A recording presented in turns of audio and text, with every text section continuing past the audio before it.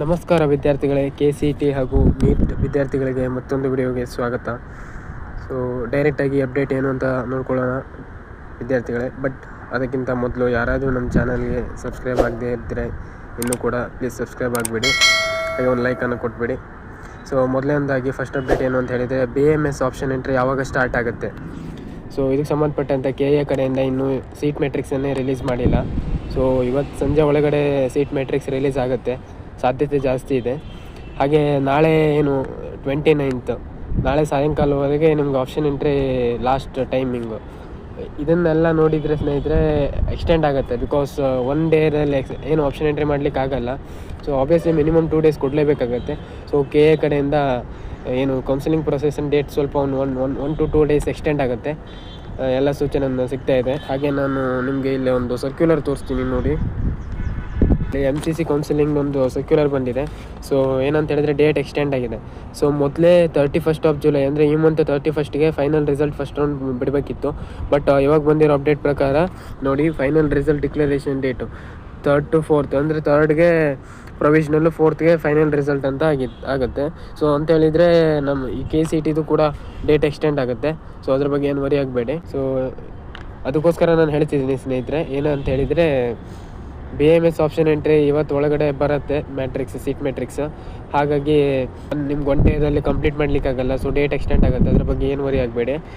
So next ಅಪ್ಡೇಟಿಗೆ ಬರೋದಾಗಿದ್ದರೆ ಒಂದಿಷ್ಟು comment ಸೆಕ್ಷನ್ಸಲ್ಲಿ ಬಂದಿರುವಂಥ ಒಂದು ವಿದ್ಯಾರ್ಥಿಗಳ ಡೌಟ್ಸನ್ನು ಕ್ಲಿಯರ್ ಮಾಡ್ತೀನಿ ಈ ವಿಡಿಯೋದಲ್ಲಿ. ಸೊ ನನಗೆ ಇನ್ನೂ ಕಾಲೇಜ್ ಸಿಕ್ಕಲಿಲ್ಲ ಸರ್, ಏನು ಮಾಡಬೇಕು ಅಂತ. ಸೊ ಏನು ಮಾಡೋದು ಬೇಡ, ಮಾಡೋ ಸಿಂಪಲ್ಲು, ಆದಷ್ಟು ಕಾಲೇಜಸ್ನ ಆ್ಯಡ್ ಮಾಡಿ. ನೀವು ಮಾಡಿರುವಂಥ ಕಾಲೇಜು ಆ್ಯಡ್ ಮಾಡಿರುವಂಥದ್ದು ಕಡಿಮೆ ಇದೆ. ಸೊ ಅದರಲ್ಲಿ ಅಲೋಟ್ ಮಾಡಲಿಕ್ಕಾಗಿಲ್ಲ KAದವ್ರಿಗೆ. ಸೊ ನೀವು ಜಾಸ್ತಿ ಕಾಲೇಜಸ್ನ ಆ್ಯಡ್ ಮಾಡಿ, ಬಿಕಾಸ್ ನಿಮಗೆ ಇವಾಗಲೇ ಆ್ಯಡ್ ಮಾಡಲಿಕ್ಕೆ ಲಾಸ್ಟ್ ಅವಕಾಶ ಇರುವಂಥದ್ದು. ಒನ್ಸ್ ಫಸ್ಟ್ ರೌಂಡ್ ಸ್ಟಾರ್ಟ್ ಆಯಿತು ಅಂತ ಹೇಳಿದರೆ, ರಿಸಲ್ಟ್ ಬಂತಂದರೆ ನಿಮ್ಮ ಸೆಕೆಂಡ್ ರೌಂಡಲ್ಲಿ ಆವಾಗ ಅಲೋಟ್ ಆಗಿಲ್ಲ ಅಂತ ಹೇಳಿದ್ರು ಆ್ಯಡ್ ಮಾಡಲಿಕ್ಕಾಗಲ್ಲ. ಸೊ ಇವಾಗ ಎಷ್ಟಾಗುತ್ತೆ ಆ್ಯಡ್ ಮಾಡ್ಕೋಬೇಡಿ ಕಾಲೇಜಸ್ನ, ಇದನ್ನು ಮರೀಲಿಕ್ಕೆ ಹೋಗಬೇಡಿ. ಹಾಗೆ ಇನ್ನೊಂದು ಡೌಟ್ ಏನಂತ ಹೇಳಿದ್ರೆ, ಸರ್ SNQ ಕೋಟಾ ಸಿಕ್ಕಿದೆ, ಬಟ್ ಫೀಸು 1 lakh ಅಂತ ತೋರಿಸ್ತಾ ಇದೆ ಸರ್ ಅಂತ.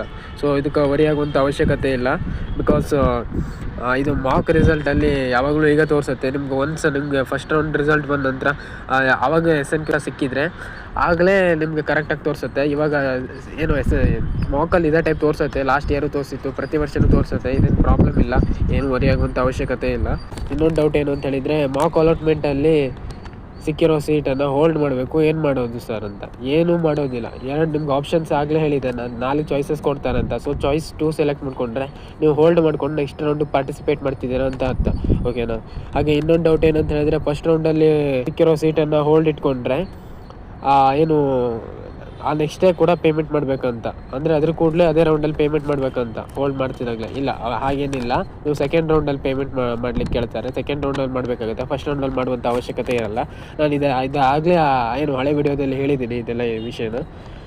ಸೊ ನೆಕ್ಸ್ಟ್ ಇನ್ನೊಂದು ನೋಡೋದಾಗಿದ್ದರೆ, ಕೆಲವೊಂದು ಸ್ಟೂಡೆಂಟ್ಸ್ ಕೇಳ್ತಿದ್ರು, ಸರ್ ನಾನು ಮೆಡಿಕಲ್ ಮತ್ತು KCET ಕೋರ್ಸ್ ಅಂಡರಲ್ಲಿ ಏನು ಒಂದಿಷ್ಟು ಕೋರ್ಸ್ ಹಾಕಿದ್ದೀನಿ ಇಂಜಿನಿಯರಿಂಗು ಅಂತಲ್ಲ, ಬಟ್ ಸರ್ ನನಗೆ 2ರಲ್ಲೂ ಕೂಡ ಅಲೌಟ್ ಆಗಿಲ್ಲ, 1ರಲ್ಲೇ ಅಲೌಟ್ ಆಗಿದೆ ಅಂತ ಹೇಳಿದ್ರೆ, ಅವ್ರ ಡೌಟ್ ಏನಂತ ಹೇಳಿದರೆ, ನನಗೆ ಜಸ್ಟ್ ಏನು ಮೆಡಿಕಲಲ್ಲಿ ಅಷ್ಟೇ ಅಲೌಟ್ ಆಗಿದೆ, KCET ಎಲ್ಲ ಆಗಿಲ್ಲ, ಅಥವಾ KCET ಕೋರ್ಸ್ ಅಂಡರಲ್ಲಿ ಯಾವುದೋ ಒಂದು ಎಂಟ್ರಿ ಮಾಡಿರ್ತಾರಲ್ಲ, ಸೊ ಅದರಲ್ಲಿ ಅಷ್ಟೇ ಆಗಿದೆ, ಮೆಡಿಕಲಲ್ಲಿ ಆಗಿಲ್ಲ ಅಂತ.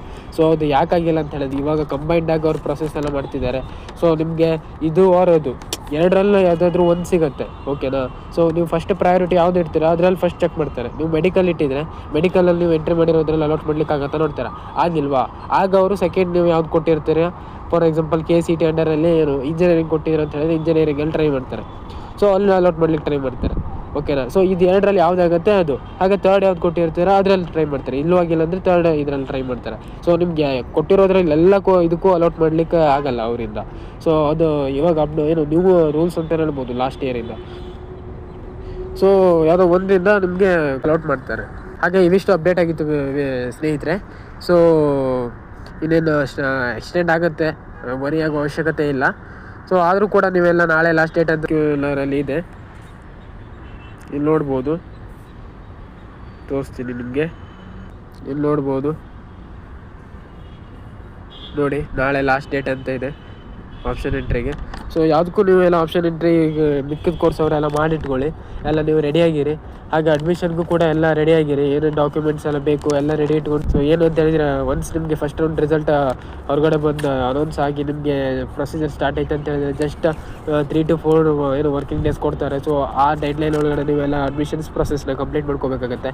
ಸೊ ನಾನು ಹೇಳೋದು ಅಂತ ಹೇಳಿದರೆ ಎಲ್ಲ ಡಾಕ್ಯುಮೆಂಟ್ಸ್ನ ರೆಡಿ ಇಟ್ಕೊಳ್ಳಿ. ಸೊ ಒನ್ಸ್ ನಿಮ್ಗೆ ಅಲೌಟ್ ಆಯ್ತಿದ್ದಾಗಲೇ ನೀವು ಕ್ವಿಕ್ಕಾಗಿ ನಿಮ್ಮ ಪ್ರೊಸೆಸ್ನೆಲ್ಲ ನೀವು ಕಂಪ್ಲೀಟ್ ಮಾಡ್ಬೋದು, ನಿಮ್ಮ ಪ್ರೊಸೀಜರ್ಸ್ನೆಲ್ಲ ಏನು ಅಡ್ಮಿಷನ್ಸ್ನೆಲ್ಲ ಕಂಪ್ಲೀಟ್ ಮಾಡ್ಕೋಬೋದು. ಸೊ ಇವಿಷ್ಟಾಗಿತ್ತು ಸ್ನೇಹಿತರೆ ಈ ವಿಡಿಯೋದೆಲ್ಲ ಅಪ್ಡೇಟ್. ಸೊ ಇನ್ನು ಯಾವುದಾದ್ರೂ ಅಪ್ಡೇಟ್ ಇದ್ದರೆ ಕ್ವಿಕ್ಕಾಗಿ ತಿಳಿಸ್ತೀನಿ. ಥ್ಯಾಂಕ್ ಯು ಫಾರ್ ವಾಚಿಂಗ್ ಸ್ನೇಹಿತರೆ. ಬಾಯ್ ಬಾಯ್.